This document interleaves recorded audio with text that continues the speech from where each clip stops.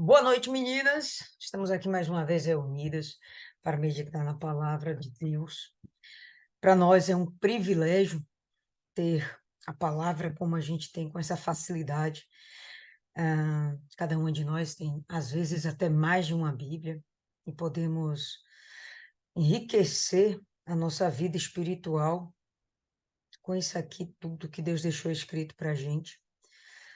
O capítulo 35 do livro de Isaías, ele é muito forte, ele é muito bacana, porque ele fala do refrigério que é o cuidado do Senhor Jesus com o seu povo, não necessariamente um povo, o povo eleito, né, os judeus, mas todos aqueles que desejam se render ao Senhor Jesus. Então a gente vai aprofundar, são só 10 versos, mas eu acredito que vai enriquecer bastante cada uma de nós. Isso vai fortalecer a nossa fé, fortalecer a nossa confiança de que teremos dias realmente de alegria eterna, dias onde nossas almas não terão necessidades a serem supridas, porque o Senhor já estará suprindo tudo. Então, sem mais delongas, vamos fazer nossa primeira oração. Senhor nosso Deus, amado Pai, te agradecemos pela oportunidade de estarmos aqui reunidas, meu Pai, nessa fé.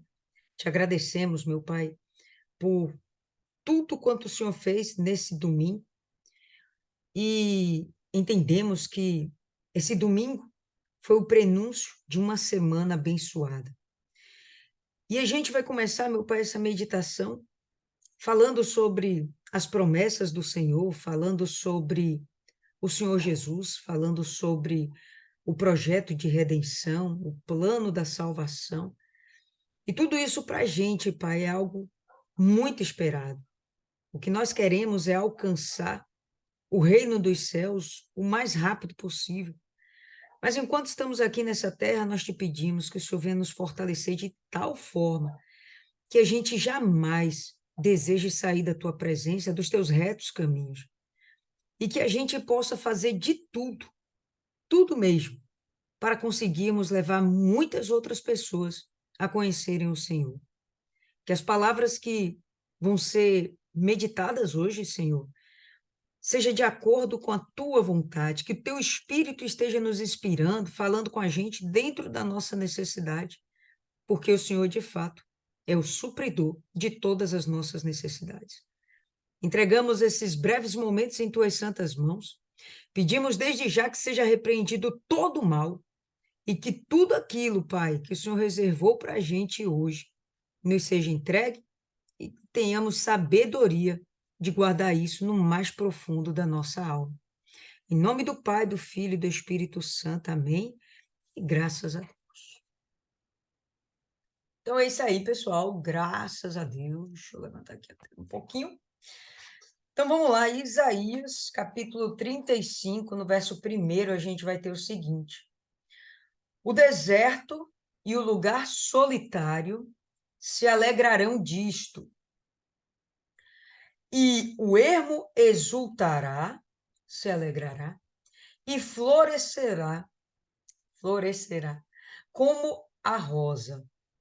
Então, a gente vai ver aqui o Isaías usando figuras que são praticamente antagônicas. Um deserto, um ermo, um lugar solitário, com a beleza de uma rosa, a beleza de uma flor, tirando a desolação de uma terra seca e colocando a alegria de algo exuberante. Esse jogo de palavras que Isaías usa, ele fala muito forte no coração de quem lê, porque ele parte de um cenário triste e imediatamente nos leva a imaginar um cenário de extrema alegria, de gozo, de prazer, de satisfação, de plenitude. Então, o Isaías, ele é muito sábio no uso das palavras. E aqui, não sei se isso aconteceu com você. Quando eu leio isso aqui, eu me sinto extremamente regozijada. A minha esperança aumenta. O desejo de conhecer esse momento aumenta ainda mais. Mas quando ele fala que o deserto e o lugar solitário se alegrarão disto, se alegrarão de quê? O que é isto que Isaías está falando? E aqui, pessoal, a gente vai ver que o texto parece que ele tem uma continuidade com o capítulo 34. E a respeito do que fala o capítulo 34? Da destruição de todas as nações que se colocaram como inimigas de Israel e inimigas de Deus. Essas nações que se colocaram como inimigas de Israel, maltrataram, pisaram Israel, subjugaram Israel e Judá, a gente vai perceber aqui que elas vão ter um juízo do próprio Deus sobre a existência delas. De modo que Deus fala que alguma dessas nações, inclusive, vão ser destruídas. É o caso do capítulo 34, falando de Edom, uma nação que foi destruída. Mas logo no capítulo, ou melhor, no versículo 1 do capítulo 34, a gente vai falar aqui, ó. Chegai-vos, nações, para ouvir, e vós, povos, escutai. Ouça a terra e sua plenitude, o mundo e tudo quanto produz. Então, o que que eu quero, aonde eu quero levar vocês a pensar? Que quando no início do capítulo 34, Isaías fala dessa forma, Deus fala dessa forma, ele está falando com todas as nações. E aí depois ele vai descrever uma situação de juízo. Aí ele começa agora o 35, que na verdade não é um começo de um 35, isso é só para facilitar, né, a nossa leitura da Bíblia. Mas se não houvesse, há algum tempo atrás, essa separação de capítulos e versículos, nós teríamos aqui uma grande carta, que começou lá no 34 e vai terminar no verso 10 do capítulo 35. Então, quando ele fala que o deserto e o lugar solitário se alegrarão disto, está apontando, olha, aqueles que se tornaram uma terra seca, e a gente vê que Judá e Israel se tornaram terras secas, não apenas no sentido físico da coisa, de seus territórios terem sido destruídos, mas apontando para o interior de suas almas, que ficaram desoladas. Por quê? Saíram de suas terras e foram para cativeiros. Israel para o cativeiro assírio, Judá para o cativeiro babilônio.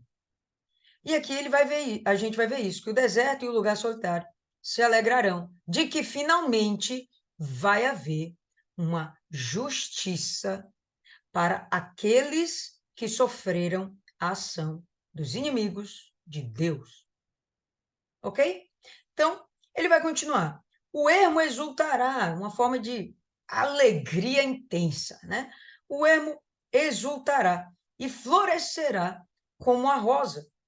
E eu não consigo, pessoal, vislumbrar isso aqui tão somente como algo material, como realmente algo geográfico, algo onde estejamos falando de uma terra que está cheia de flores. Para mim, o texto aponta para muito mais do que isso.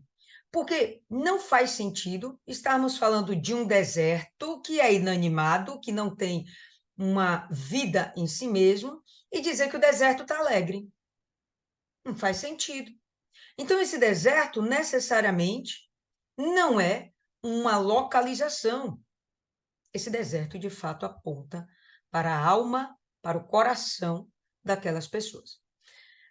O fato de ele falar de terra, para mim, imediatamente me lembra solo e imediatamente me lembra a parábola da semeadura, onde a gente vai ver Jesus falando de 4 sementes que caíram em 4 solos diferentes. E esses solos não eram, de fato, um chão, areia. Não. Eram corações de homens, de pessoas, de seres humanos. Então, para mim, esse deserto, lugar solitário, aponta, de fato, para corações que estão, ou melhor, que estavam entristecidos, corações que não frutificavam. Se a gente pensar no deserto, para que ele floresça, uma das primeiras coisas que tem de acontecer é que exista água. Então aí você pensa num deserto, e você pensa na falta de água, e você depois vê um deserto florescendo. Não tem como isso acontecer se, enfim, não está brotando água naquele chão. Então, tudo isso vai apontar para vidas que andaram distantes de Deus e que agora estão sendo contempladas com o cuidado de Deus. Quando a gente pensa em água, eu acredito que você, igual a mim, vai lembrar imediatamente da palavra de Deus. Você vai lembrar imediatamente do Espírito Santo. Você vai lembrar imediatamente de coisas espirituais que fazem bem e que fazem com que nos tornemos, de fato, fonte de águas vivas, manancial de águas vivas. Então a gente tem um deserto que agora vai florescer. Por que esse deserto vai florescer? Vamos adiante no texto.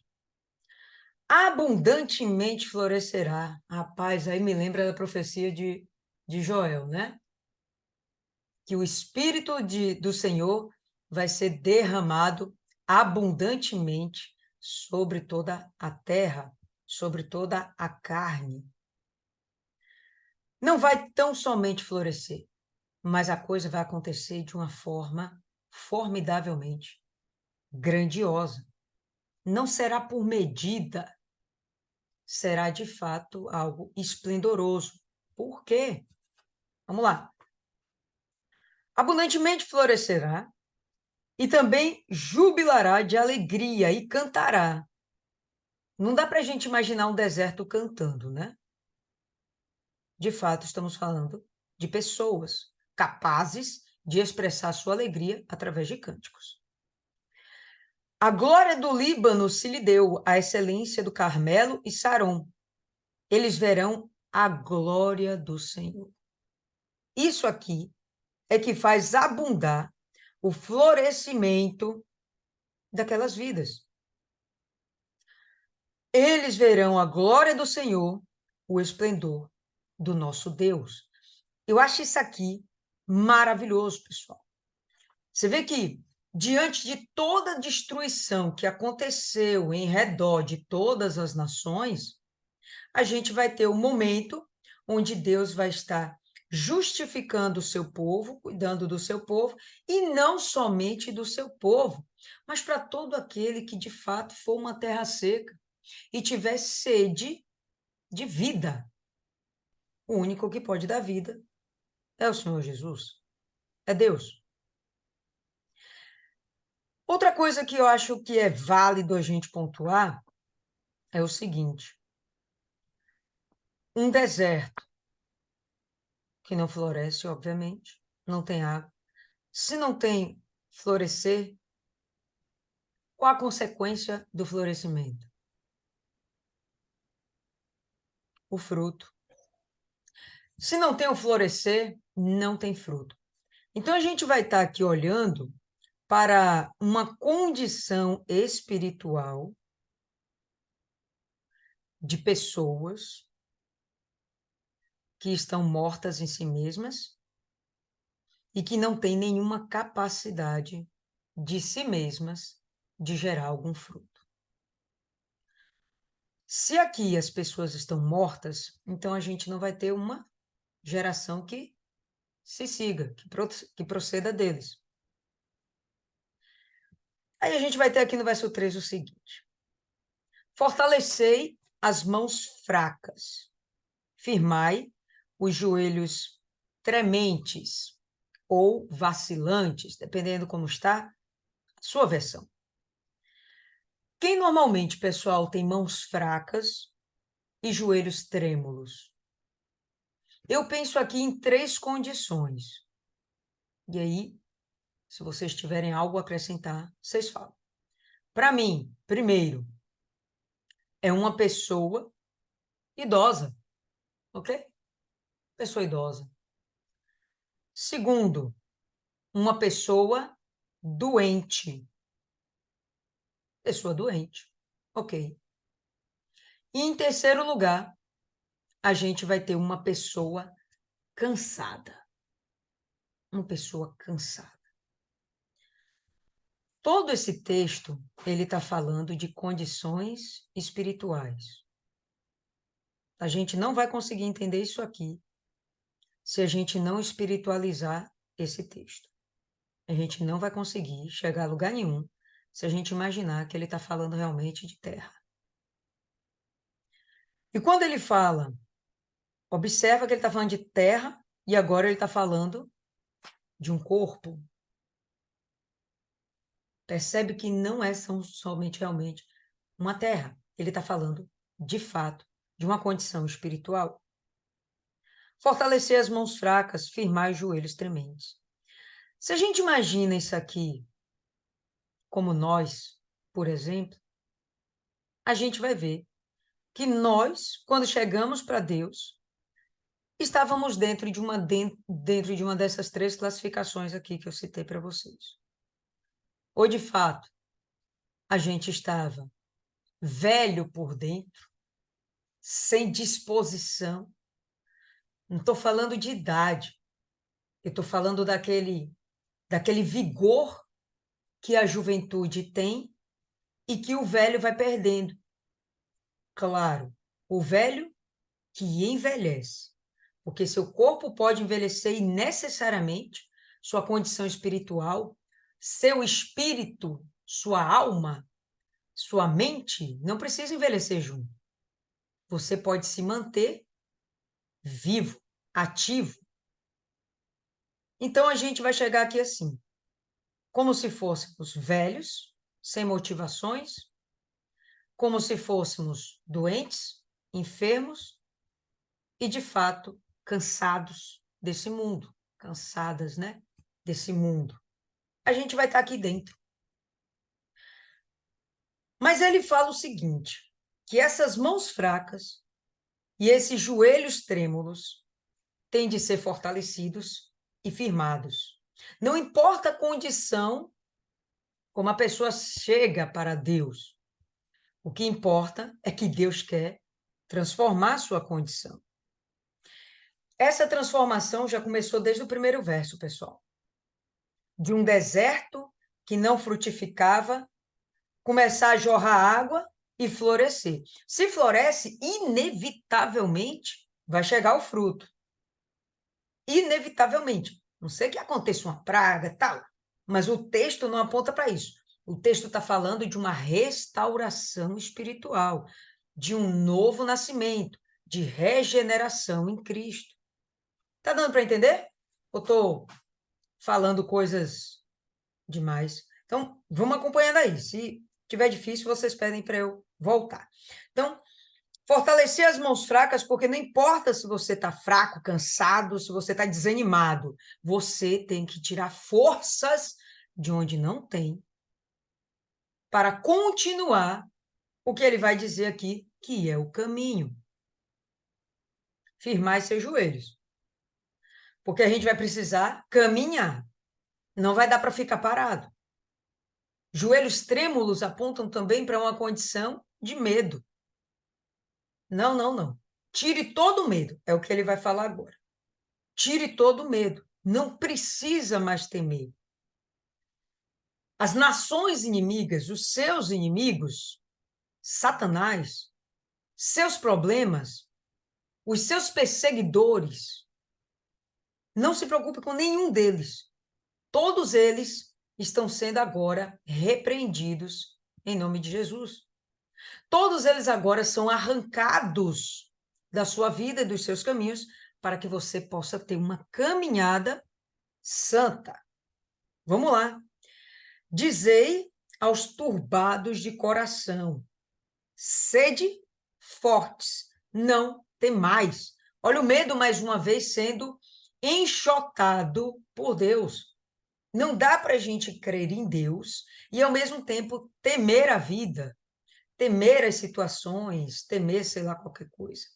Conversava há uns dias atrás com uma senhora que foi fazer um exame. Nisso que ela foi fazer um exame, ela fez uma vez, aí acho que não deu certo, fez a segunda vez, no mesmo momento lá, né?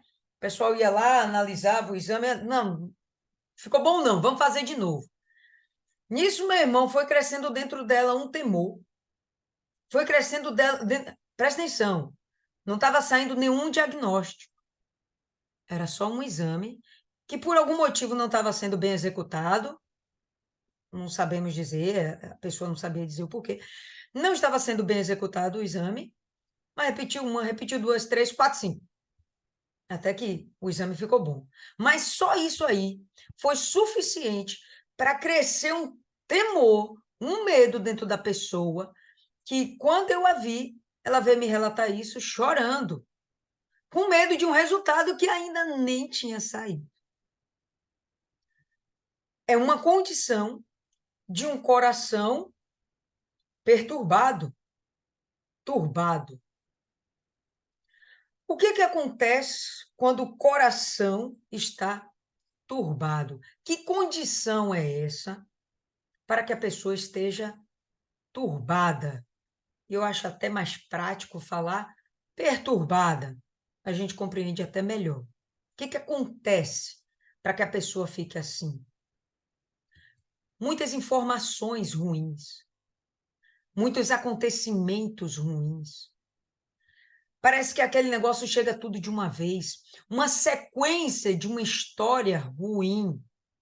Estamos falando de um deserto. Aquela terra secou. Toda a vida que havia nela se exauriu, se esvaiu. A pessoa foi aos poucos perdendo a sua esperança. É assim que Deus chega na vida das pessoas, causando uma transformação. E dentro disso, os pensamentos perturbados da pessoa impedem que ela raciocine. Tudo que a gente precisa é tomar decisões o mais acertadas possível. Racionalizar, às vezes, é a melhor saída para que você não se deixe levar pelos seus sentimentos negativos e nem sentimentos exacerbados. Tudo tem que ter o meio termo, nem coisas boas podem ser exacerbadas, porque isso também pode tirar seu equilíbrio. Mas chega Deus numa condição dessa, vendo essa pessoa perturbada, tomando decisões apressadas, sem ponderar o que fazer realmente, sem pedir sabedoria ou direção a Deus, atabalhoadamente, a pessoa vai lá e faz péssimas escolhas e que vai gerando para si aquele efeito dominó de coisas ruins acontecendo. Decisões bem tomadas, muitas vezes precisam de tempo, precisam de sabedoria, precisam de conhecimento, precisam de entendimento. Tudo isso quem dá é o Espírito Santo. Através da palavra de Deus, ou falando aqui dentro da nossa própria consciência. Mas isso vem de Deus. Dizer aos turbados de coração, sede fortes, não tem mais. Ele já mandou ser forte lá atrás, verso 3. Fortalecer as vossas mãos. E para que ele vai fortalecer a mão? Para fazer a obra, né? Tem alguma outra coisa que a gente possa fazer com as nossas mãos, a não ser obras, trabalhos? Fortalecer a mão. Não adianta mão forte também com o joelho trêmulo. Firme o joelho, fique de pé. Não ande prostrado. Levante. Tenha equilíbrio. Não fique perturbado. Vamos lá. Seja forte, não tem mais. Eis que o vosso Deus virá com vingança, com recompensa de Deus, ele virá e vos salvará. Então, quando Isaías fala no capítulo 34 de toda aquela destruição de Edom, apontando, usando aquilo como um parâmetro para a destruição também de todos os seus demais inimigos, todos eles se tornarão como nada. Suas casas ficarão desabitadas, suas terras serão desoladas, serão a habitação, a casa de vocês e seus palácios serão a habitação de feras do deserto. Ele aqui já está dizendo o seguinte: vai haver um juízo e vocês vão ser favorecidos com isso. Através do juízo de Deus, através da recompensa de Deus, vocês serão abençoados de tal forma que não será só uma bênção. Não será só regar o seu coração para florescer. Vai ser algo para a sua salvação. Isso aqui vai frutificar para a sua salvação. Não vai ser algo transitório. O que Deus vem trazendo para você é permanente, mas não é um permanente por essa vida, é para toda a eternidade. O que Deus vem fazer é uma obra completa de redenção. Vamos continuar acompanhando aqui o texto. Então, os olhos dos cegos serão abertos. Se serão abertos é porque eles estavam fechados. Então, necessariamente o cego não era um cego físico, mas era um cego que não queria enxergar. E os ouvidos dos surdos se abrirão. Então não era uma condição tão somente física, era de alguém que não queria de fato ouvir. E estamos falando de ouvir ou ver o quê? Estamos falando de ouvir a palavra de Deus, de ver o trabalho de Deus. A todo momento, a gente vê Deus com uma preocupação de levantar profetas com suas profecias, mostrando, fazendo com que essas pessoas vejam toda a vontade de Deus, as consequências de não obedecer à vontade de Deus. E ele fala de ouvir da palavra dele para que as consequências boas também venham ser adquiridas. Então, a gente está vendo aqui uma sequência de deficiências que necessariamente não são físicas. Vamos lá. Então, os coxos saltarão como servos, e a língua dos mudos cantará, porque águas arrebentarão no deserto e ribeiros no ermo. Aqui a gente está vendo como é que essa condição espiritual vai ser resolvida. Porque águas arrebentarão no deserto e ribeiros no ermo. Então, o deserto e o ermo são corações que, de fato, estão abatidos, doentes, enfraquecidos, fragilizados por toda uma sequência de coisas ruins que ele veio sofrendo.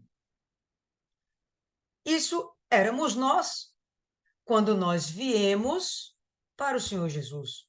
Cada um aqui com sua história, mas dessa mesma forma. Fracos, mãos fracas, joelhos trementes, medo da vida. Algumas de nós tentou a morte, porque tinha medo de continuar vivendo, medo de sofrer ainda mais.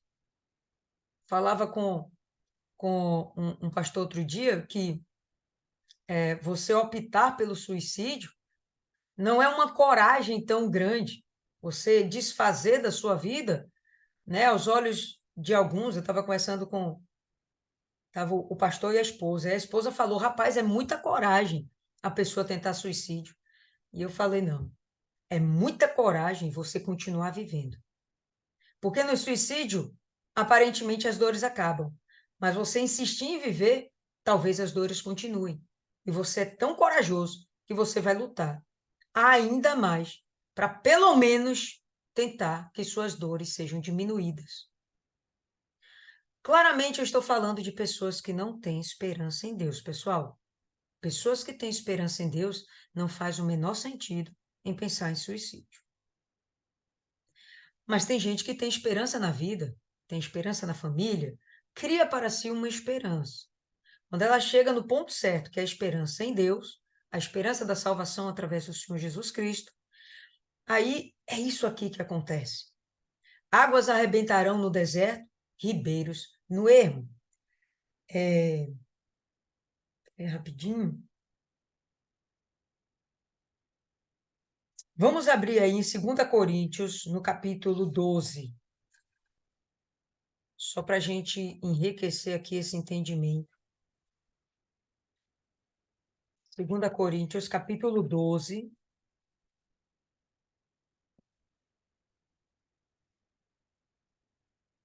Todo mundo já abriu?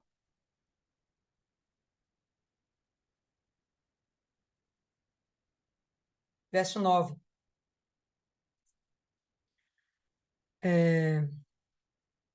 E disse-me: a minha graça te basta, porque o meu poder se aperfeiçoa na fraqueza. A gente começa vendo uma condição de um ser humano completamente fragilizado, ok? Vencido pelo medo. E aí vem Deus falando com Paulo: a minha graça te basta, porque o meu poder se aperfeiçoa na fraqueza. De boa vontade, pois, me gloriarei nas minhas fraquezas. Aí já é Paulo falando. Para que em mim habite o poder de Cristo. Por isso, sinto prazer nas fraquezas, nas injúrias, nas necessidades, nas perseguições, nas angústias por amor a Cristo. Porque quando estou fraco, então sou forte. De onde vem a força de Paulo? Está aqui. No aperfeiçoamento do poder de Deus, no agir de Deus na vida dele. O que que Isaías está dizendo?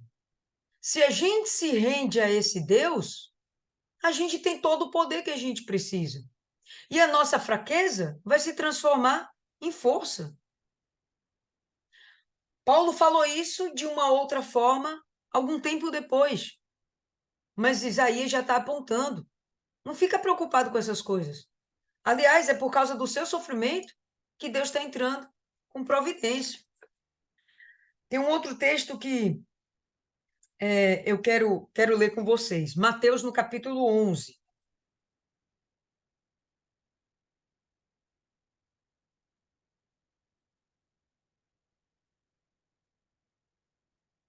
Todo mundo aí?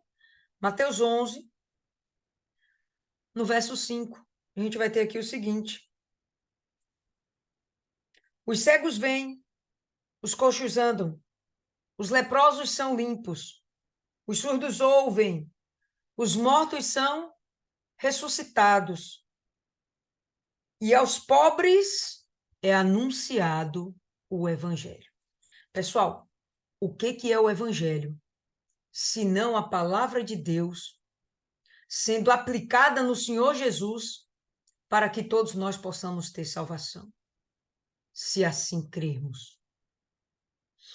Então, o texto aqui está apontando, Isaías está apontando para um determinado momento da história da humanidade. Qual é esse momento? O momento da primeira vinda do Senhor Jesus. Tá dando para entender? Percebe que o Senhor Jesus vem. Aqui a gente está vendo ele sendo inquirido, em Mateus, ele está sendo inquirido pelos discípulos de João Batista, e ele dá essa resposta.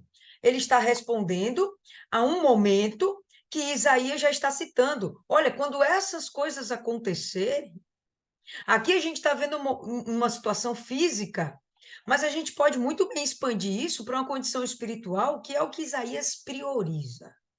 Uma condição espiritual. O fato dessas pessoas serem curadas é top, é maravilhoso. Mas tão somente a cura lhe garante a salvação? Não, a gente sabe que não. Milagre não salva ninguém. O que salva a pessoa, arrependimento e abandono de pecado. Ponto final. Por causa da sua fé no Senhor Jesus. É isso que salva. Então a gente vai ver Isaías pontuando isso. Não tema, porque Deus vai vir com juízo contra os seus inimigos e vai vir com salvação para você. Então, Jesus, ele vem não só com milagres. A proposta de Jesus é salvação. Então, o que a gente está vendo em Isaías é esse momento que estamos vendo em Mateus, o momento da primeira vinda do Senhor Jesus, que ele anda pela terra, faz milagres, mas ele prega o evangelho. A pregação do evangelho vai fazer com que haja mudança de pensamento, mudança de proceder. Daí vem a consciência do pecado, o arrependimento, mudança de hábitos e atitudes, e de fato a gente vai ter a conversão, novo nascimento, salvação. Tá dando para entender? Tô pegando aí? Ok. Abre mais um texto aí e a gente vai seguir em Isaías. João, capítulo 7.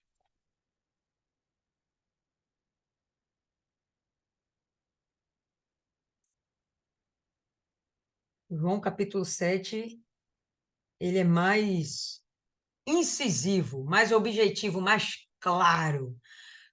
Tão claro que nem um louco ou um tolo conseguirá errar o caminho. Olha só como ele fala. João 7, no verso, a partir do verso 38. Quem crê em mim, como diz as Escrituras, ou melhor, como diz a Escritura, rios de água viva correrão do seu ventre. Na sua versão pode estar do seu interior. E isto disse ele, Jesus, do Espírito, com letra maiúscula, que haviam de receber os que nele crescem, porque o Espírito Santo ainda não fora dado, porque ainda Jesus não ter sido glorificado. A gente sabe que o derramamento do Espírito Santo se dá depois da partida do Senhor Jesus. Teve um momento da primeira vinda do Senhor Jesus, esse momento é exclusivo da obra dele. Quem tinha o Espírito Santo aqui? O Senhor Jesus. Ele tinha o Espírito Santo, ele foi selado com o Espírito Santo. Depois que ele termina o ministério dele, então ele faz a promessa. Vai ser derramado o Espírito Santo. João está falando isso aqui. Então, nem o louco consegue errar o caminho, porque mais claro do que isso, só desenhando, né? Então, vamos lá. E aí a gente vai ter justamente isso aqui, tá? Reforçando no verso 6 de Isaías. Então os coxos saltarão como os servos, a língua dos mudos cantará, porque águas arrebentarão no deserto e os ribeiros, no ermo, dentro do meu coração, do seu coração. Isso já está acontecendo. Se não aconteceu ainda, do Espírito Santo estar fluindo em você, eu tenho certeza que já aconteceu, do Espírito estar trabalhando em você. Isso aí eu tenho certeza. E de qualquer sorte, já está havendo uma purificação na sua vida. Por exemplo, estamos aqui meditando na palavra de Deus e a gente sabe que somos purificados pela água, água pura. E a palavra de Deus é a água da vida. A gente tem o Senhor Jesus falando sobre isso algumas vezes. Então, se estamos aqui sendo lavados pela água da vida, pela palavra de Deus, já estamos sendo trabalhados pelo próprio Espírito Santo. Isso já está acontecendo. O batismo é uma consequência, vai acontecer. São coisas distintas, mas vai acontecer. Verso 7, a gente vai ter aqui o seguinte: e a terra seca se tornará em lagos, e a terra sedenta em mananciais de águas. Pessoal, não sei se para vocês isso aconteceu, mas aqui, na minha cabecinha, há uma diferença entre uma terra seca e uma terra sedenta. Para mim, eu entendi que são coisas distintas. E vocês até vão me ajudar a esmiuçar isso aqui. Porque eu entendo que são coisas distintas, mas tão claramente também não sei discernir. Quando ele fala da terra seca, me parece que é algo extremamente apático, abatido, destruído. E ele se torna um lago. O lago é importante? Importante. É grande? Imenso. Tem lagos imensos. Mas lagos não são fontes. Lagos não são mananciais. Não são nascedouros. Aí ele vem falar de uma terra sedenta. Essa terra sedenta me parece algo que está buscando, não está passiva, ela não está conformada, ela está sedenta em busca de água. Não sei se vocês conseguem também ter esse tipo de discernimento, mas essa terra sedenta, ela se tornará mananciais de águas. E quando a gente vai para o entendimento do que é um manancial, é sim aquilo que a gente viu João acabar de falar. É aquilo de brotar dentro da gente sem que haja um esgotamento. Por exemplo, um lago. A depender da sua dimensão, a água dele pode evaporar de tal forma que ele pode desaparecer. Mas um manancial, meu irmão, isso brota de lá de dentro. Brota. Nada cabe isso aqui, não. A gente vê rios caudalosos começarem com um filete de água. E por causa daquele filete de água, aquilo ali tudo transbordar, ser uma coisa que a gente nem consegue mensurar. E é algo tão forte que se torna uma correnteza de água. Isso aqui também aponta para mim aquela passagem de Ezequiel. E eu vou pedir para vocês abrirem Ezequiel, capítulo 17. Minto, 47.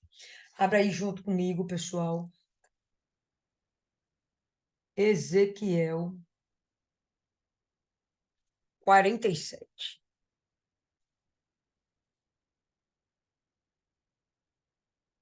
É logo depois aí de Isaías.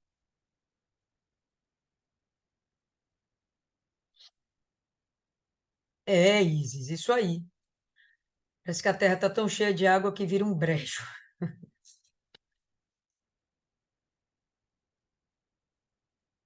Tem vida? Tem. Alguma coisa está nascendo por ali. Mas é diferente de um manancial. Eu consigo imaginar e ponderar essa diferença. Ezequiel 47, a gente vai do verso 1 para o verso 2. Ou melhor, vamos. Não, do verso 1 mesmo. Vamos lá. Depois disto, me fez voltar à porta da casa. E eis que saíam águas por debaixo do umbral da casa para o oriente, porque a face da casa dava para o oriente, e as águas desciam de debaixo, desde o lado direito da casa ao sul do altar. Na sua versão pode estar escrito templo. E sim, estamos falando aqui do templo do Senhor, tá bom? E ele me fez sair pelo caminho da porta do norte e me fez dar uma volta pelo caminho de fora, até a porta exterior, pelo caminho que dá para o oriente. E eis que corriam águas do lado direito. O que é interessante esse verso 1 e o verso 2, mostrando que lá do lugar onde está o trono está saindo água, águas vivas. Aí a gente vai, vamos continuar aqui no verso 3. E saiu aquele homem para o oriente, tendo na mão um cordel de medir, e mediu 1000 côvados, e me fez passar pelas águas, águas que me davam pelos tornozelos ou pelos artelhos. E mediu mais 1000 côvados, e me fez passar pelas águas, águas que me davam pelos joelhos, e me fez passar pelas águas. Oh, cadê? Peraí que eu me perdi. E outra vez mediu 1000, e me fez passar pelas águas que me davam pelos lombos, né, a cintura. E mediu mais 1000, e era um rio que eu não podia atravessar, porque as águas eram profundas, águas que se deviam passar a nado, rio pelo qual não se podia passar. Qual o contexto que Ezequiel está querendo apontar? Essas águas, elas, para mim, simbolizam o próprio Espírito Santo. E o caminhar por dentro dessas águas é um processo, como a gente vai ver aqui em Isaías, do processo do caminho santo. É um processo. E dentro desse processo vai ter um momento que você não vai mais conseguir se governar. Porque as águas vão estar tão profundas, e é o desejo de Deus, que você experimente as profundezas dos seus rios. São águas tão profundas que a sua vontade já não significa nada. Eu quero ir para a esquerda, eu quero ir para a direita. Não dá. Aquele rio te leva, é uma correnteza forte. Não consegue mais, você não consegue mais controlar a si mesmo. É um momento tal, pode voltar para Isaías, é um momento tal onde você está completamente dependente de Deus, ou podemos até falar do mover do Espírito Santo. Isso aqui é muito forte, muito profundo. Esse é o objetivo de, de Deus, que Deus espera que venhamos desenvolver. É nessa caminhada que a gente vai ter que entrar. E a gente vai ter aqui, verso 7 ainda, ok? E a terra seca se tornará em lagos, ok? Mas a terra sedenta, aquele que busca, aquele que não se entregou, aquele que está ferido, soldado ferido, mas ainda está lá, está na guerra, está na batalha, não desistiu, está tirando força de onde não tem para prosseguir o seu caminho e chegar ao seu objetivo final. E nas habitações em que jaziam os chacais, haverá erva com canas e juncos. Bom, então já existe aqui um outro ambiente. Porque o chacal habita o deserto, é o habitat dele.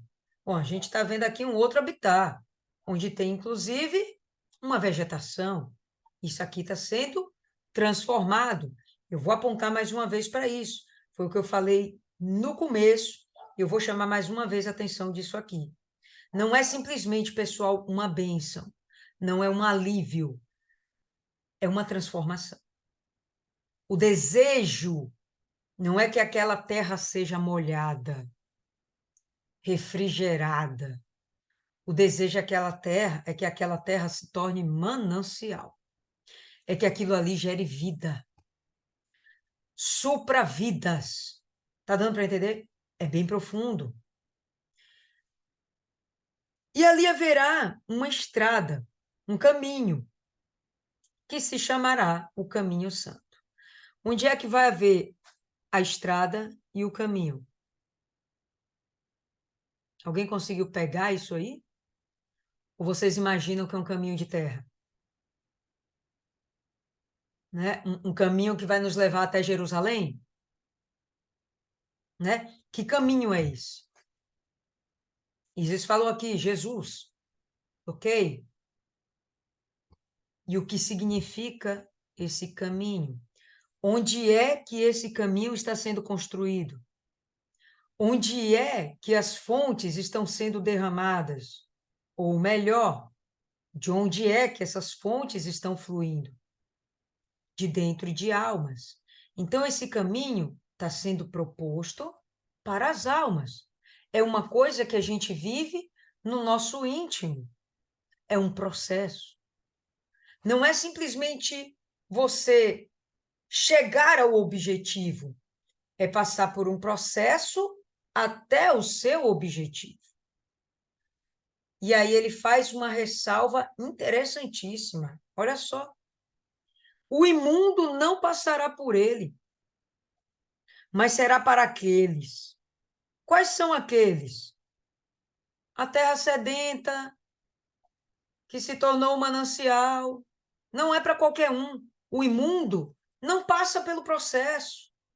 Por quê? Porque Deus é mau? Não, porque o imundo não quer. O processo acontece aqui dentro. Quem de nós aqui não foi impuro, imundo, quando conheceu Jesus? Quem foi que chegou aqui perfeito? Ninguém. Ninguém. Todos caíram, destituídos estamos da glória de Deus. Então, chegamos para o Senhor Jesus imundos, podres, nós nos apresentamos diante de Deus podres, porém dentro da gente tinha uma sede. E ele achou oportunidade para trabalhar na gente. O imundo não tem sede. Qual a diferença do imundo para aquele que quer, para aquele que é uma terra sedenta? Qual a diferença? O imundo é egoísta, não quer abandonar suas vontades, quer viver para si mesmo. Eu nem vou falar dos pecados que ele pratica. Não vou nem chegar nessa vibe, porque a terra sedenta também praticava pecado. Só que há uma diferença, o imundo não quer ser limpo. É uma escolha. Não quero ser limpa. Ponto final. Não vou passar pelo caminho santo. Não vou passar pelo processo, porque o processo não é externo, o processo é interno. A caminhada é aqui dentro. Esse aprendizado, essa lavagem, essa purificação vem com a palavra. Todo dia eu leio um pouquinho mais, todo dia eu aprendo um pouquinho mais, todo dia eu pratico mais. Porque também não adianta aprender se isso não se tornar uma prática. Então, todo dia eu pratico um pouco mais. E nessa trajetória está ocorrendo um processo. Qual o processo? Vou dar um doce para quem adivinhar. Vou esperar alguém falar. Qual o processo? Qual é o doce? Pirulito. Não, não confio na senhora mais não. Mas é o novo nascimento. Eu diria mais além até, Maiana. Procede. O processo da santificação. Porque o fato de você ter um novo nascimento não impede que o seu processo seja interrompido. Ou melhor, seja continuado. Novo nascimento não paralisa ali o seu processo de santificação. Não, ele intensifica. Intensifica. Então, esse processo que é o abandono do pecado, o reconhecimento do pecado, abandono do pecado, arrependimento, pedido de perdão, a humilhação diante de Jesus. A gente chegar para perto de Deus e começar a criar uma comunhão, uma intimidade, a terra sedenta. O imundo não quer passar por isso. O imundo quer continuar na sua vidinha egoísta e mesquinha, vivendo para seus próprios prazeres, que são pequenininhos. Mas ele não consegue ver, ele não consegue enxergar. É isso aí, Diana, ele não consegue negar a sua vontade, ele não consegue ser esse cara aqui do verso 5. Os olhos dos cegos serão abertos, os ouvidos se abriram. Ele não consegue, não consegue. E aí a gente vai continuar aqui. O imundo não passará por ele, mas será para aqueles, aqueles. O deserto que está agora jorrando água. Os caminhantes, os que não vão parar. Vamos ver que no verso 6, a gente tinha uma galera que era coxa. No verso 3, joelhos trementes. Essa galera estava caminhando, estava andando? Não, estavam paralisadas no seu processo, no seu desenvolvimento espiritual. Mas o caminho é para os caminhantes. Os caminhantes, eles caminham, não para. Eles sabem o caminho, vão continuar adiante. Não vão tomar um atalho para a esquerda, para a direita, nem existem atalhos, né? Vão acabar caindo em precipícios. Não existem atalhos, só existe um caminho. Jesus, só um caminho. E será de tal forma, tão claro isso,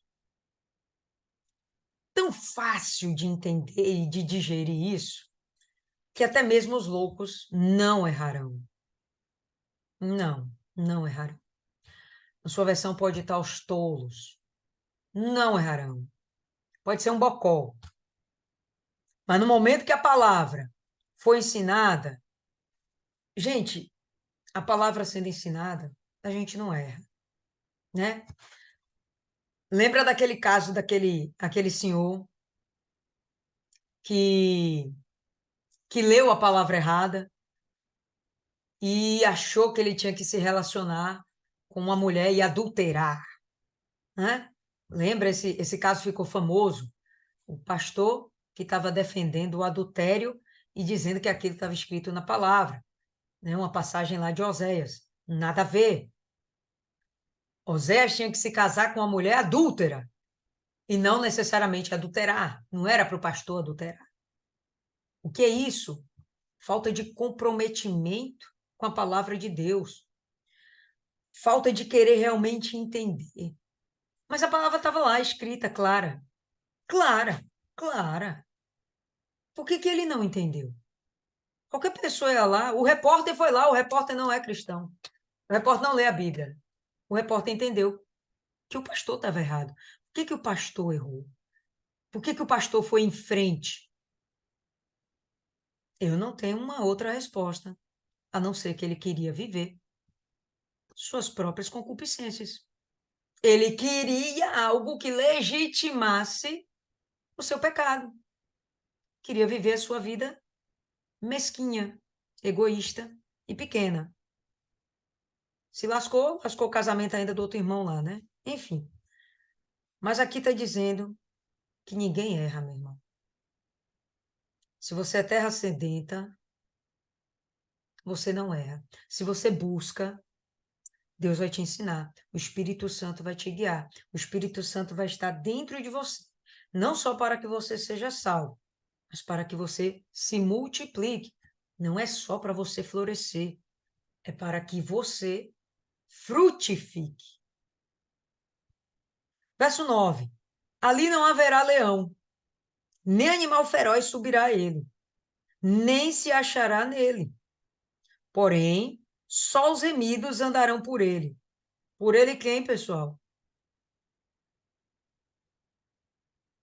O caminho. Estamos falando do caminho, ok? Então, aquele que está no Senhor Jesus não peca, não erra, não tem espaço para o diabo dentro dele. Porque dentro dele estão abundando o jorrar do Espírito Santo. Está abundando o jorrar do Espírito Santo. Não tem espaço para o diabo. Não tem espaço para Satanás. A gente sabe que esse leão simboliza Satanás. Abra aí 1 Pedro, no capítulo 5.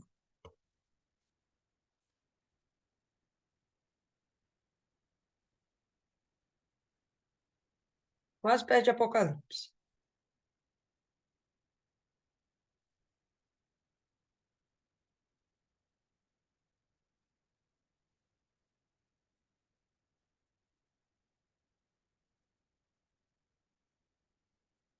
Primeira Pedro, capítulo 5. Todo mundo? Verso 8. Sede sóbrios, vigiai, esteja atento, não deixa nada tirar seu foco. Não se embriague com o vinho desse mundo, porque o diabo, vosso adversário, anda em derredor, como leão bramando, buscando a quem possa tragar. Volta lá para Isaías. Ali não haverá leão. Ali não haverá espaço para Satanás. Não haverá espaço para Satanás. Nem animal feroz subirá, nem se achará nele no caminho. Porém, só os remidos andarão por ele. Remidos por quem? Pelo Senhor Jesus. Então, o que a gente está vendo aqui é uma proposta de salvação oferecida para todas as nações. Isso aqui não é só para o povo eleito do Senhor, isso aqui não é para judeu, isso aqui não é para Israel, isso aqui é para qualquer um que está cansado desse mundo, que já perdeu a esperança de uma vida satisfatória nesse mundo e que almeja por uma vida com Cristo, uma vida que de verdade vai ter felicidade eterna. Ele vai falar isso aqui. Ainda aqui no verso 9, vamos abrir aí em Apocalipse, no capítulo 22.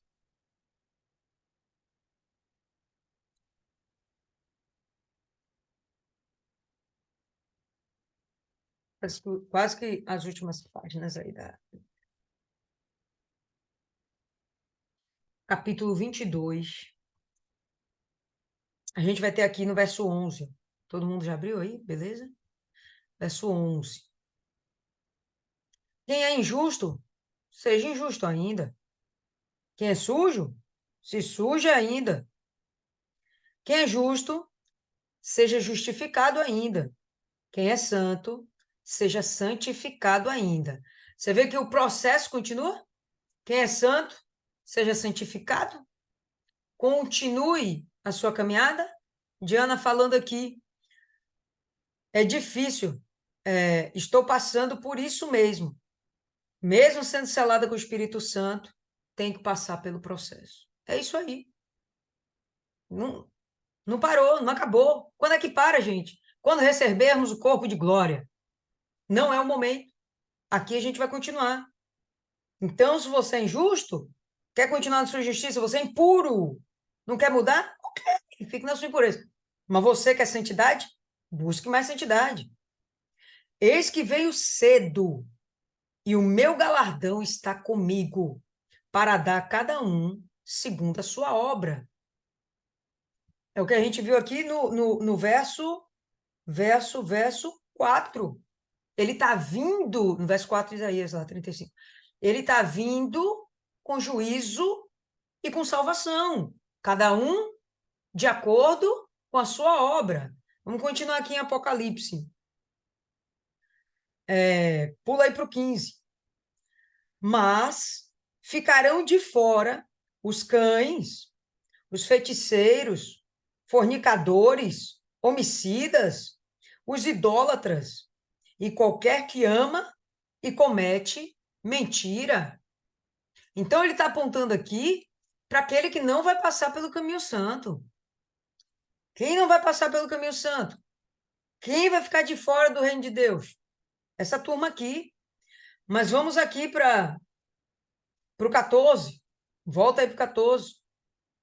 Bem-aventurados aqueles que guardam os seus mandamentos, para que tenham direito à árvore da vida e possam entrar na cidade pelas portas, não é pela janela, não é pelo subterrâneo. É de cara limpa, passando pela porta, sem ter o que temer, sem ter o que esconder. Isso aqui é algo maravilhoso. Pode deixar Apocalipse marcado aí, mas volta para Isaías. Volta para Isaías. Então, só quem vai passar por Cristo são os remidos, aqueles que alcançaram a salvação, ok? O iníquo, o imundo, não. E os resgatados do Senhor voltarão. Quem são esses resgatados, pessoal?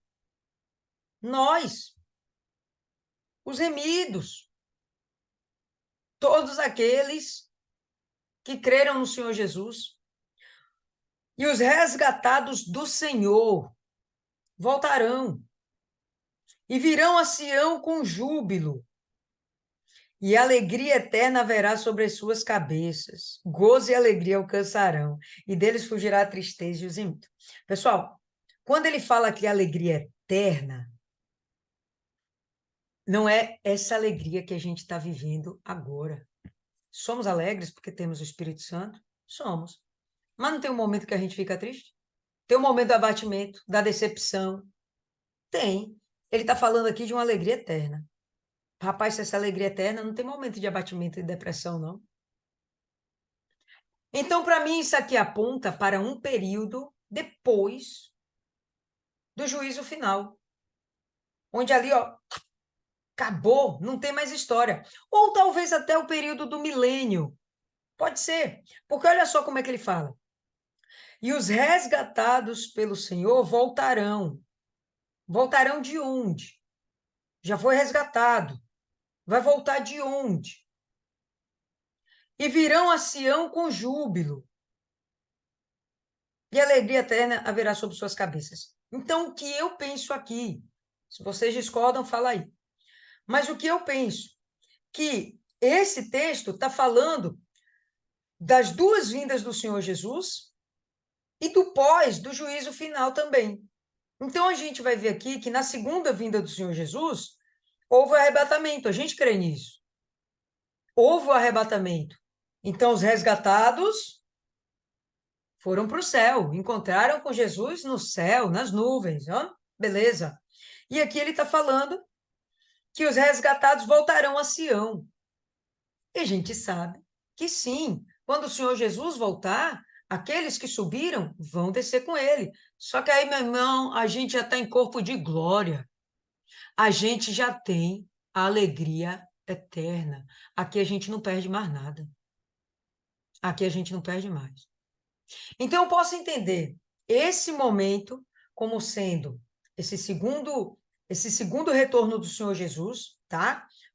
E ele instaurando o seu reino, como posso entender também que aqui já é o momento pós-juízo final, onde sim haverá uma nova Jerusalém. A gente sabe disso. A gente acabou de ver aqui em Ezequiel falando sobre esse templo. É da Nova Jerusalém, ok? Então, vai estar aqui, gozo e alegria alcançarão, e deles fugirá a tristeza e o gemido. Não vai ter mais dor. Não vai ter mais dor. Onde é que a gente vê isso? Abre aí, pessoal. Apocalipse 2. 2, ó. 22, que eu falei aí. Deixei marcado aí. Volta aí, Apocalipse 22. Só que aí a gente vai partir agora, verso 1, tá? Verso 1. E mostrou-me o rio puro da água da vida, claro como cristal, que procedia do trono de Deus e do Cordeiro. No meio da sua praça, e de um e de outro lado do rio, estava a árvore da vida, que produz 12 frutos, dando seu fruto de mês em mês. E as folhas da árvore são para a saúde das nações. E ali nunca mais haverá maldição contra alguém. E nela estará o trono de Deus e do Cordeiro. E os seus servos o servirão, e verão o seu rosto, e nas suas testas estará o seu nome. E ali não haverá mais noite, não necessitarão de lâmpada, nem de luz do sol, porque o Senhor Deus os ilumina, e reinarão para todo o sempre. Então, para mim, esse verso aqui, pode voltar para Isaías, esse verso 10, bate com esse momento. Bate com esse momento. Podemos olhar para esse texto e simplesmente pensar que esse povo aqui estava vivendo o cativeiro da Babilônia e finalmente eles agora estão voltando para Sião e eles agora estão sendo resgatados do cativeiro. Eu acho que essa palavra aqui, eterna, eternamente, alegria eterna, não me deixa ver como se fosse simplesmente o retorno do cativeiro da Babilônia. Se vocês pensam aí diferente, fala aí, tá? Mas essa ideia do eterna, por quê? Porque quando eles voltaram da Babilônia, eles ainda padeceram tanto, gente. Até hoje Israel padece, vamos combinar?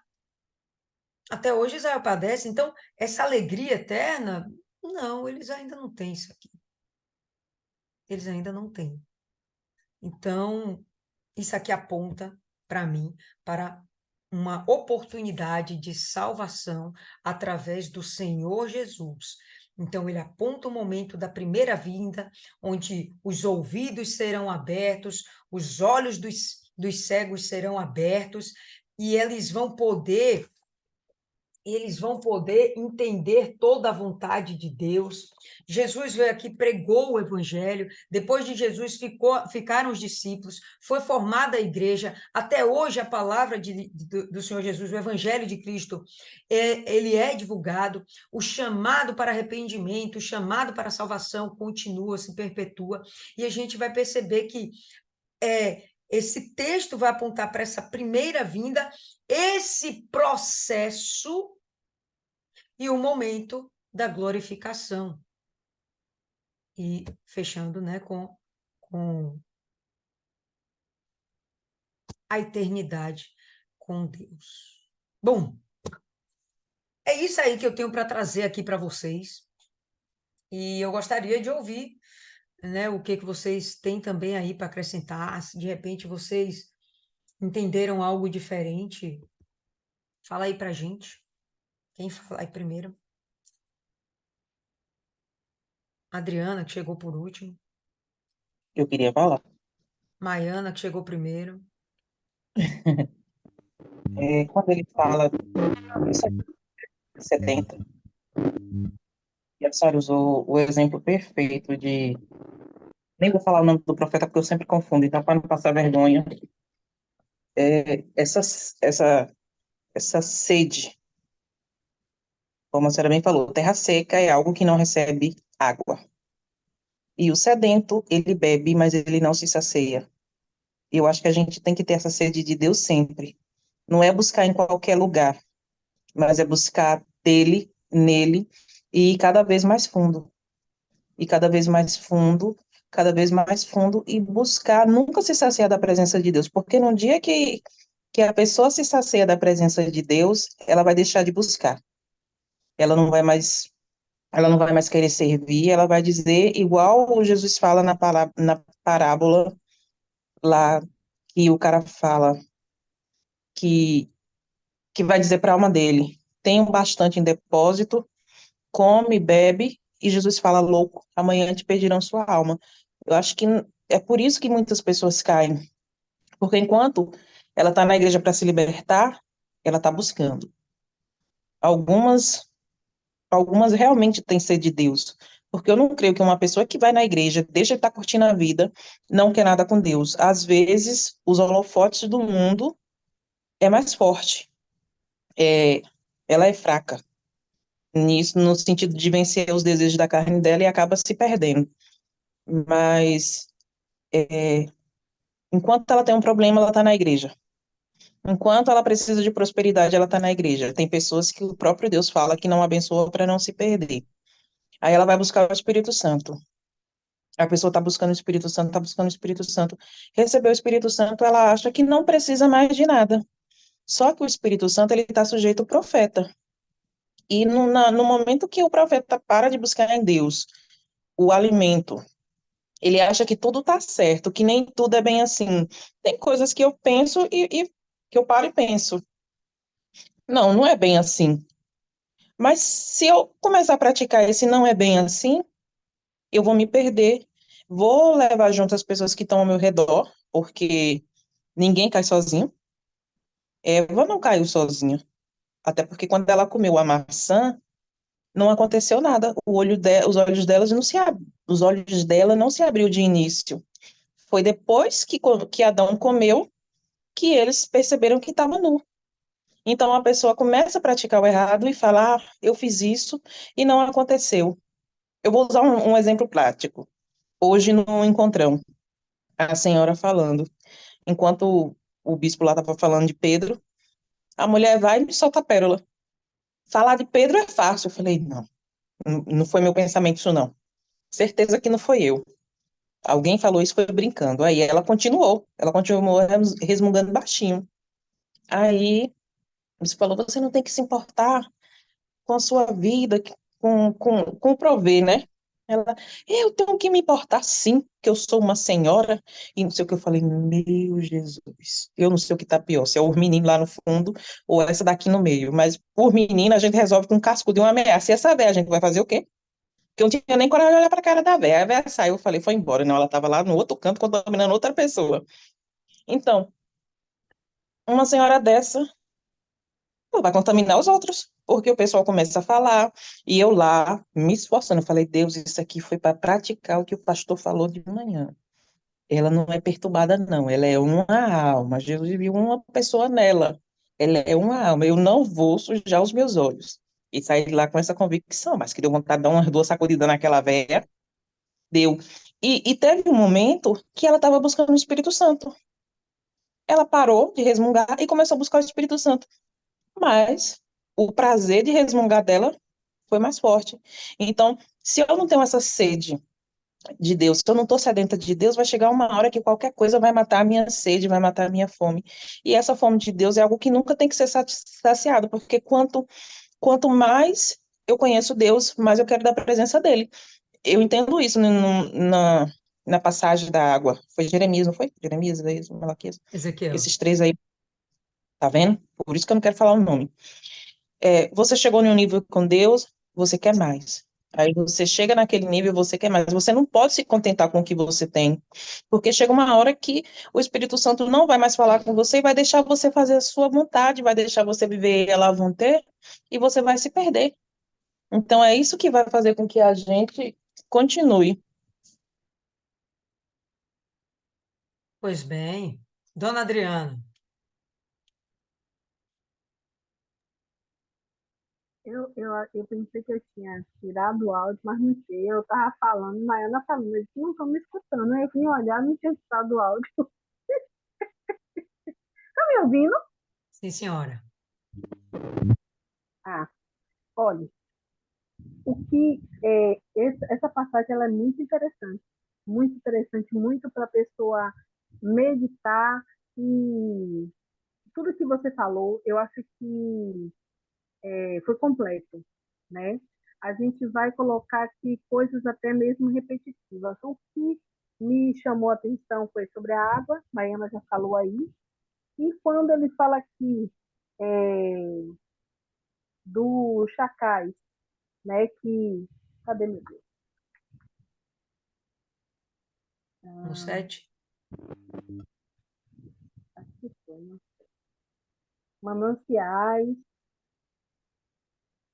é, aqui, em que jazia os chacais, haverá ervas como canes e juncos. O que me veio, né, à minha memória sobre isso, quando você falou, aqui está falando de outro lugar, né? Mas um lugar de onde é, esses animais vão sair e vai até aquele manancial. O que foi que eu pensei nisso? Essas águas, esses mananciais, essas nascentes, né? Porque nós somos uma nascente, sempre tá, aquela água nunca acaba, ela sempre tá, você vai cavando e ela vai minando mais ainda, você vai cavando e ela vai bem fininho, daqui a pouco tá aquele rio e alimenta aquele lugar todo e ela nunca cessa, sempre tem aquele riozinho, então aqueles animais eles vai até aquele lugar para beber daquela água, para matar a sede. O junco é aquelas plantas que também nascem nos rios e ficam ali e se alimentam daquela água, né? Então, somos nós. Nós, o nosso processo, a nossa vida, o nosso caminhar faz com que a gente seja esse mananciais e essas pessoas, né? Não estou dizendo que as pessoas são bichos, gente, mas as pessoas que vê a nossa conduta, vê o nosso proceder, Às vezes não chega nem dizer, eu quero ser com você, mas fica perto de você. Eu tiro isso pela minha família, né? Por algumas pessoas, eu até comentei, não sei se foi com a Maiana, as pessoas têm, quando eu chego no lugar, é, aí as pessoas falam assim, poxa, quando você vai, fica assim, parece com uma tristeza, mas não, é o Espírito Santo. Eu até demorei de entender isso sempre. A minha sobrinha sempre dizia assim: poxa, tia, você foi embora, poxa, parece que ficou um vazio tão grande dentro de casa. Eu disse: mas o que eu tenho, você também pode ter, é só você ir na igreja, é só você buscar Deus, entendeu? Vocês têm que se alimentar, alimentar espiritualmente, não é de, não estou falando de comida, não. Você está na presença de Deus, você é tão bom, é tão maravilhoso, porque a sua alma, você, Maiana falou uma coisa aí, você falou também, a gente sempre sente vontade de estar na casa de Deus, de fazer. O Espírito Santo, ele faz assim, você pode dizer assim, poxa, hoje eu estou muito cansado, eu não queria ir para a igreja hoje. Mas o Espírito Santo diz assim, não, mas você precisa ir, por que você não vai? Ele lhe deu descanso, vá. E aí você vai para a igreja, parece que você, é, a sua alma, o seu espírito, o seu corpo ficou tão limpo. Eu não entendia muito quando às vezes as pessoas diziam assim, poxa, eu fui para a igreja, mas fiquei tão leve. A leveza é isso, é o Espírito Santo dentro da gente. E quando a gente tem isso, a gente quer levar, a gente quer transbordar, levar para as pessoas. Eu acho muito lindo, assim, falando assim, vou dizer assim, se eu estivesse de fora, o grupo EVG é um dos grupos dentro da Igreja Universal que é o mais lindo de todos. Por quê?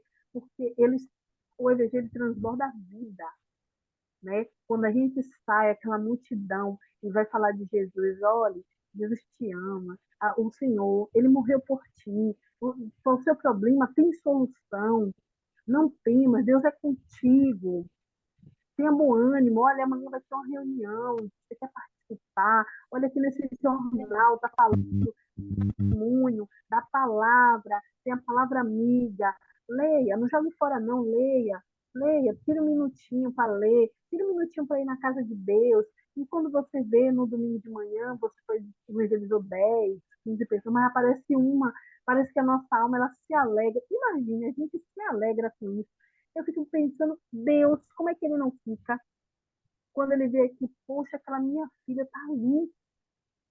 Hoje de noite, eu fui para o seu agora de tarde, aí fiquei para a reunião da noite. Aí, dois jovens se batizou. Vocês tinham que ver a coisa mais linda.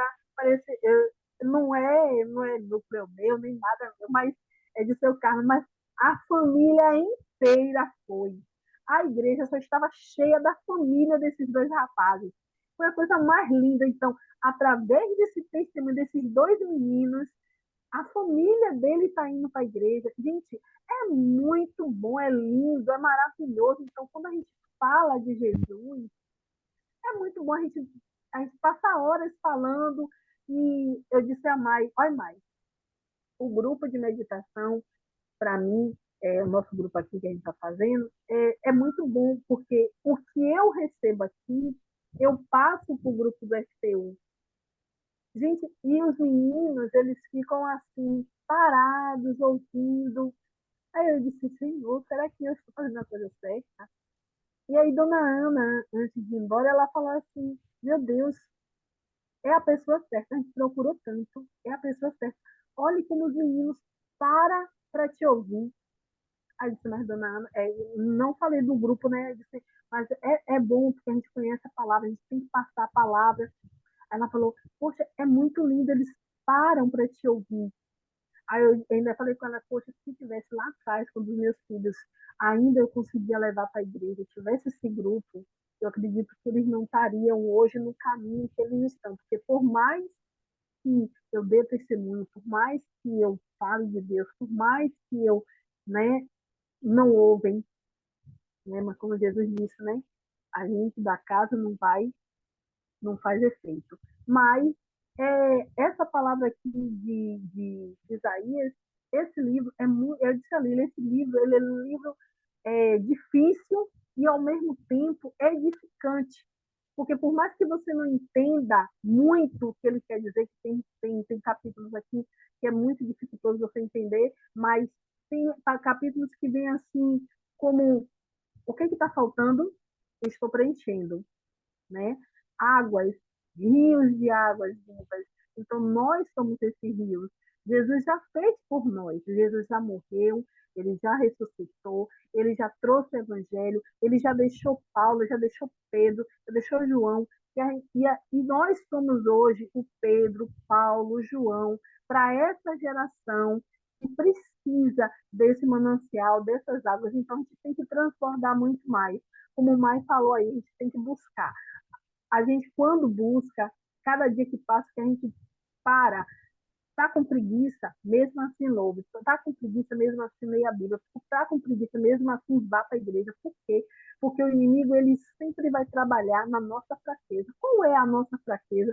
Cada um de nós sabemos a nossa fraqueza. Ninguém pode dizer assim, eu não conheço minha fraqueza, não. Nós sabemos, e o diabo sabe mais ainda a nossa fraqueza. E cada vez mais ele vai trabalhar na nossa fraqueza. Por quê? Porque ele quer que nós sejamos derrotados. E a briga, a luta de Deus para conosco é que nós venhamos estar cheio, estar cheio da presença dele, buscar cada vez mais a presença dele. E, é, e o nosso grupo aqui é uma coisa que nos ajuda muito, muito, porque cada vez mais a gente vai aprendendo, e isso aqui é edificante. Isso complementou, eu não sei se é para vocês, mas essa meditação hoje complementou o meu dia, né? O meu dia, e cada dia que passa, a gente vai viver guerras, e a gente tem que estar unidos nesse pensamento de um colaborar com o outro. Qual é a palavra? Hoje eu tenho certeza, Lília, que o que você falou aqui, o que você meditou, falou, eu sei que foi completamente o Espírito Santo. Amém. Tá ligado que assim seja. Então, Dona Mari, faça aí seu comentário e aí a senhora já emenda, já faz a oração de encerramento. Oi, peraí que eu estava subindo aqui.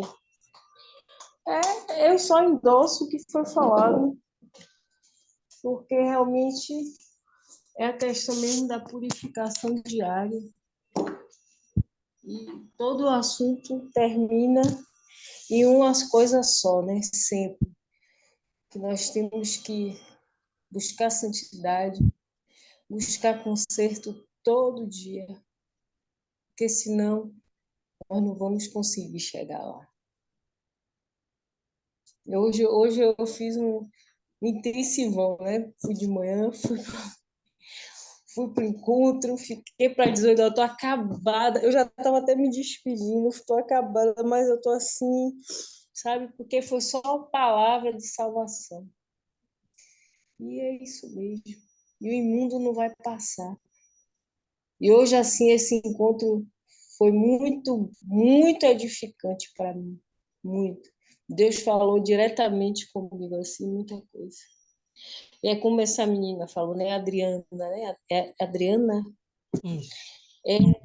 É como se fosse assim, essa palavra está fechando com chave de ouro tudo que nós ouvimos hoje durante o dia. A verdade é essa. Com todo o cansaço. Eu estou aqui pelas tabelas, eu, meu Deus, não quero ir embora, porque tá bom demais esse estudo hoje. E graças a Deus eu consegui ficar. Mas é fácil, não. E a gente está vendo que a porta está estreitando cada vez mais. Cada vez mais. A peneira está afinando. Essa é a verdade. E eu não imaginava que eu ia estar viva para, né, ver isso com os meus próprios olhos, esse estreitamento de peneira, assim, essa coisa. E é isso. E o temor, o tremor. Eu não tenho medo quando falo de salvação. mas que é uma coisa assim. Eu fico só imaginando como vai ser esse dia, como vai ser esse dia, como é esse dia. Eu só fico só a mente tentando trabalhar em cima disso. E cada hora que eu penso que eu acho que é aquilo, aí chega outra informação, e só faz com que a gente tenha que não é viver perfeito, porque eu não acho que eu não vou conseguir ser perfeita nunca. Ninguém. Mas fazer o que não é impossível, né? E é isso aí. Beleza. Então, a senhora encerra aí, faz a oração É, e vamos encerrar por hoje. primeira reunião, só a confirmação estudar. Oh, meu Pai, graças te damos, meu Pai, porque a gente não merece nada. Todo dia eu oro dessa forma. Todo dia eu digo, meu Deus, eu tenho tanta coisa para consertar. E o Senhor, com a sua misericórdia, mostra que não se afasta da gente, meu Deus. Basta a gente reconhecer a necessidade, o Senhor está ali pronto para atender a gente. Muito obrigada por esse dia de hoje, meu Pai. Obrigada pelas palavras hoje, durante todo o dia, meu Deus. Obrigada por essa meditação. Ajuda a gente, meu Deus. Ajuda a gente a permanecer, porque chegar é fácil. Muitos chegaram, mas não completaram a carreira. Então ajuda a gente a completar essa carreira na fé, meu Deus, que cada dia está mais difícil, cada dia. Meu Pai, eu peço que o Senhor venha abençoar nossa noite de sono, nosso lar, e que venhamos passar, meu Deus, tudo isso que a gente hoje, nós nos enchemos hoje, e que venhamos transbordar durante a semana, meu Pai. Tudo que nós aprendemos, que nós venhamos praticar, que é o mais importante, meu Pai.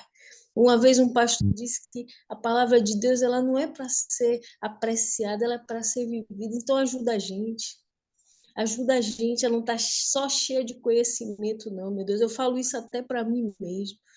Não só cheia de conhecimento, mas praticante. Toma a nossa noite, toma a nossa família, meu Deus, e que as nossas petições, meu Pai, atende, Senhor. Atende as nossas petições. É mais o início de semana. Nos dá força, meu Pai, para que venhamos enfrentar todos esses leões aí que já estão nos esperando amanhã, meu Pai, para o início dessa segunda-feira. Guarda a gente, guarda a nossa língua, guarda a nossa mente, nossos olhos, nossos ouvidos e amarra toda a seta do diabo em nome do Senhor Jesus Cristo. Em nome de Jesus, Pai nosso que estás nos céus, santificado seja o teu nome, venha a nós o teu reino, seja feita a tua vontade, assim na terra como no céu. Pão nosso de cada dia nos dai hoje, perdoa as nossas dívidas, assim como nós perdoamos os nossos devedores. Não nos deixe cair em tentação, mas livra do mal, Senhor. Pois teu é o reino, o poder, a honra e a glória, hoje, amanhã e para todo sempre. Amém, meu Deus. Graças a Deus.